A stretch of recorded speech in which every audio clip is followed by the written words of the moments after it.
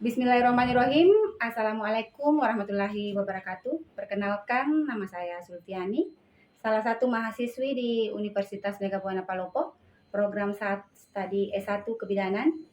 Pada kali ini, saya akan menjelaskan lewat video secara singkat tentang pemantauan kesejahteraan janin sebagai ujian akhir semester dalam mata kuliah Layanan Kebidanan dalam Sistem Pelayanan Kesehatan oleh Ibu dosen Ibu Rismawati SST MKes. Pengertian dan maksud atau tujuan yang dalam kesejahteraan pemantauan janin di sini yaitu di mana upaya untuk menilai keadaan janin yang dikaitkan dengan aktivitas janin, kesehatan ibu, keadaan plasenta, cairan amnion, keadaan tali pusat dan kontraksi uterus. Bertujuan untuk membantu sedini mungkin kapan waktu bisa terjadi terminasi dan dapat memantau bila terjadi indikasi atau komplikasi pada ibu hamil tersebut. Selain itu, dilakukan pengawasan perkembangan janin melalui proses selama kehamilan dan itu dilakukan untuk membantu memastikan serta perkembangan janin di dalam rahim. Pengawasan perkembangan janin tidak hanya berguna memastikan kesehatan janin, tetapi juga membantu mendeteksi masalah yang mungkin dapat terjadi pada saat masa kehamilan. Dan hal ini dapat membantu bagi ibu hamil tersebut mendapatkan pelayanan khusus atau pelayanan bagi tindakan medis yang diperlukan oleh ibu hamil tersebut oleh bidan dan perawatan.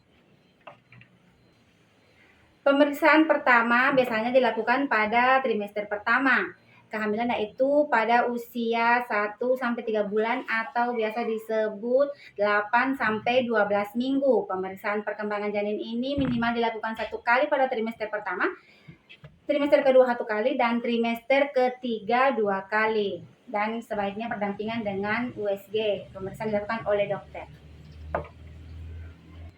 Adapun indikasi dalam pemeriksaan janin ini yaitu pemeriksaan kehamilan atau ANC antenatal care diperuntukkan untuk ibu hamil guna mencegah terjadinya komplikasi serta menurunkan angka kesakitan dan kematian pada ibu dan janin. Tujuannya yaitu mengidentifikasi kondisi ibu hamil serta bayi janin yang ada di dalam kandungan ibu sehingga jika terjadi komplikasi dapat diberikan pelayanan lebih awal. Adapun riwayat kunjungan yaitu minimal 4 kali pada masa kehamilan, yaitu 1 kali pada trimester kedua, 1 kali pada trimester kedua, dan 2 kali pada trimester ketiga. Tetapi sebaiknya dilakukan selama masa kehamilan yaitu tiap bulan. Pemeriksaan kehamilan ini dapat dilakukan melalui pemeriksaan ANC. Salah satunya yaitu pemeriksaan tinggi fundus uteri. Pemeriksaan tinggi fundus uteri ini yaitu menghitung periode menstruasi, pengukuran tinggi fundus uteri, salah satu cara sederhana untuk menentukan umur kehamilan pada ibu hamil. Apalagi biasanya ibu hamil ini banyak yang lupa haid terakhirnya jika ditanya bidan. Kemudian yang kedua untuk menentukan umur kehamilan janin yaitu bisa dilakukan melalui tafsiran berat janin. Yaitu tafsiran berat janin yaitu memantau dengan cara melihat TBJ dengan mengukur TBJ lingkar perut.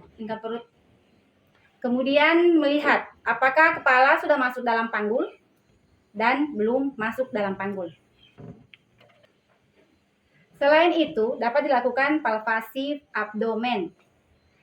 Gunanya di sini bertujuan untuk mengobservasi tanda-tanda kehamilan, menilai perkembangan dan pertumbuhan janin, mendeteksi auskultasi DJJ jantung janin apakah normal, di mana kita ketahui DJJ yaitu normalnya 120 sampai 160, mengetahui bagian terendah janin, kemudian mendeteksi ketidaknormalan pada saat kehamilan. Adapun yang dimaksud pada pemeriksaan palpasi tadi yaitu terdiri dari 4 level. Yang pertama level 1 untuk menentukan besarnya rahim dan tuanya kehamilan serta menentukan bagian janin yang terdapat pada fundus uteri. Yang kedua yaitu level kedua, yaitu menentukan di mana letak punggung janin. Apakah berada pada punggung kanan ibu atau punggung kiri yang bisa disebut punggung puka dan puki.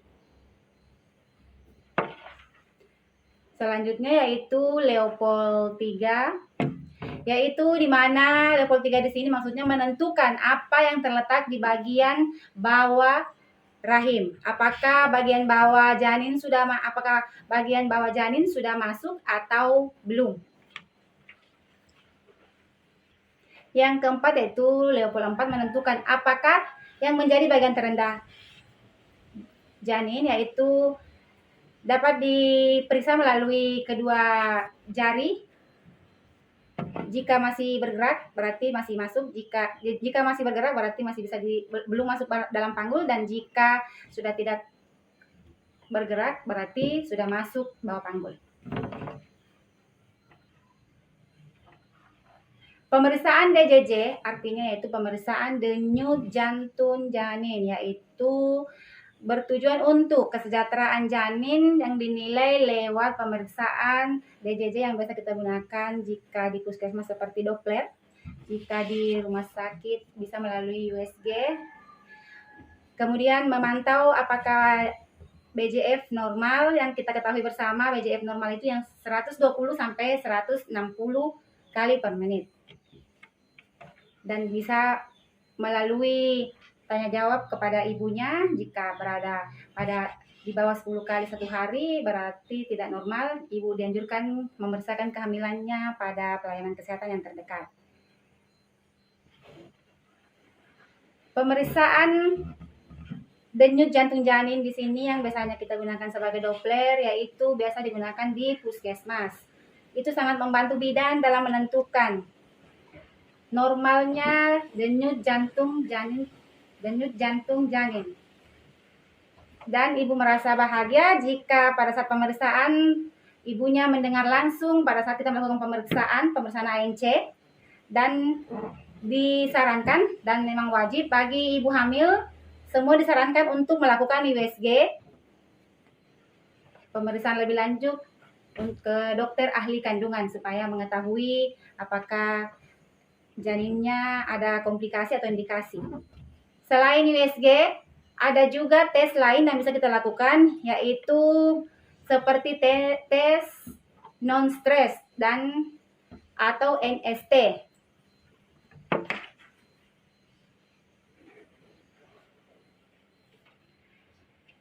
Jadi kesimpulan yang bisa saya sampaikan pada pemaparan saya sekarang ini yaitu betapa pentingnya melakukan pemeriksaan rutin pada kehamilan, terutama pemeriksaan ANC,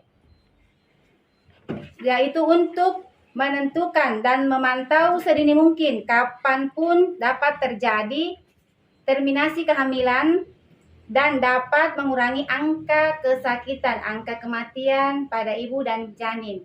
Dan jika merasa ada indikasi dan pada saat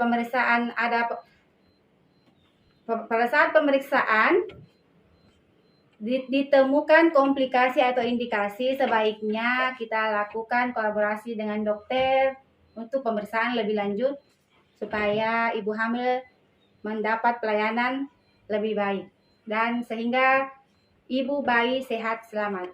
Ya, demikianlah pemaparan yang dapat saya sampaikan pada kali ini. Semoga bermanfaat bagi kita semua, terutama diri saya pribadi. Dan saya minta maaf jika ada salah kata. Lebih dan kurangnya mohon dimaafkan. Wabillahi taufiq wal hidayah. Assalamualaikum warahmatullahi wabarakatuh.